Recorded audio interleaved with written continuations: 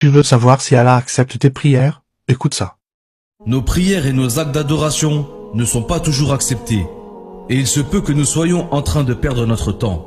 Dans la vidéo d'aujourd'hui, nous allons découvrir l'erreur que beaucoup de musulmans font et qui peut annuler la récompense de leurs bonnes œuvres. Regardez bien la vidéo jusqu'à la fin pour éviter cette erreur dès aujourd'hui. Avant la venue de l'islam, les gens vivaient dans l'obscurité la plus totale. Ils vivaient dans l'ignorance et adoraient des idoles. Cette période a été appelée dans le Coran période de la Jahiliya, c'est-à-dire période de l'ignorance, parce que c'est à cause de leur ignorance que les hommes censés adoraient des pierres et des statues. Aujourd'hui, nous sommes tous témoins que l'islam a apporté la lumière au monde.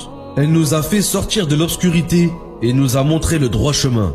Mais malgré le fait que le prophète sallallahu alayhi wa sallam ait réussi à détourner les gens de l'adoration des idoles, il nous a prévenu qu'il y a une autre forme de shirk.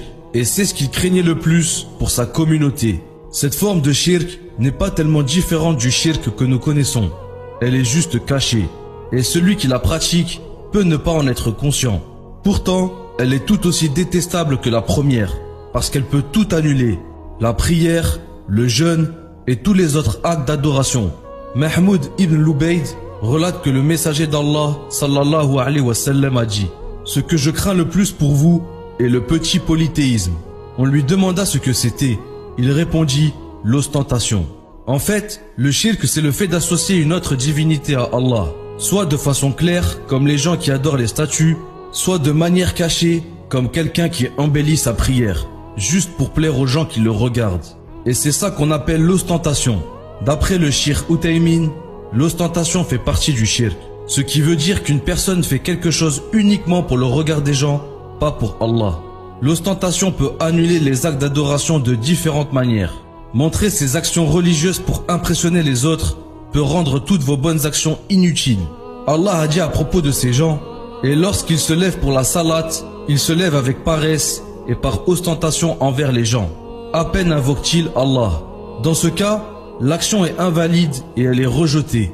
D'après Abu Huraira, le prophète sallallahu alayhi wa sallam a dit: Allah a dit: je me suffis à moi-même, si bien que je n'ai besoin d'aucun associé. Ainsi, celui qui fait une action pour l'amour de quelqu'un d'autre que moi, son action sera refusée par moi et laissée à celui qu'il m'a associé.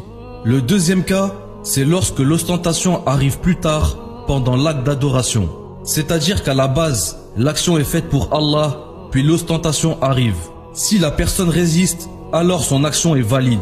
Par exemple, un homme qui lit le Coran. Puis lorsqu'il a vu que les gens ont commencé par l'observer, il s'est mis à pleurer. S'il résiste, il aura la récompense de sa lecture, parce qu'il lutte contre l'ostentation. Mais dans le cas contraire, la récompense est annulée. S'il s'agit d'une prière, l'ostentation annule la prière entièrement. Mais si c'est un acte de charité, c'est la partie concernée par l'ostentation qui est annulée. Par exemple, un homme qui donne en aumône 50 € pour plaire à Dieu, et un autre jour, il décide de donner 20 € et se filmer juste pour plaire aux gens, c'est la récompense des 20 € qui sera annulée, celle où il a donné par ostentation. Mais ce qu'il faut comprendre, c'est que l'ostentation n'est pas seulement un péché grave, c'est aussi un péché facile à commettre, parce que nous cherchons tous de la reconnaissance, c'est humain. Nous voulons tous que les gens nous apprécient, et la première chose à faire, c'est de reconnaître cette faiblesse en nous. Ne soyez pas dur envers vous-même.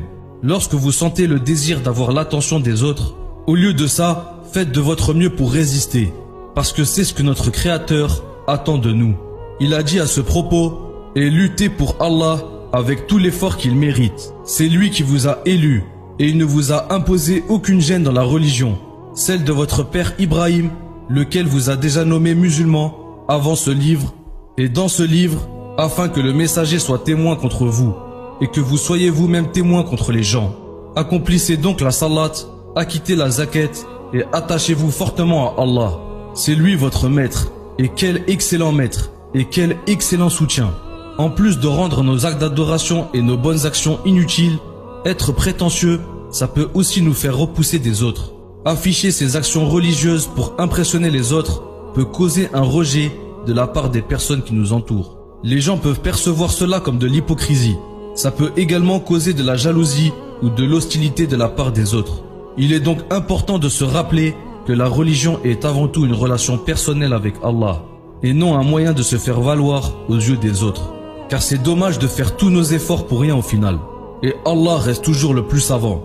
Que la paix soit sur vous et vos familles. Wassalamu alaikum.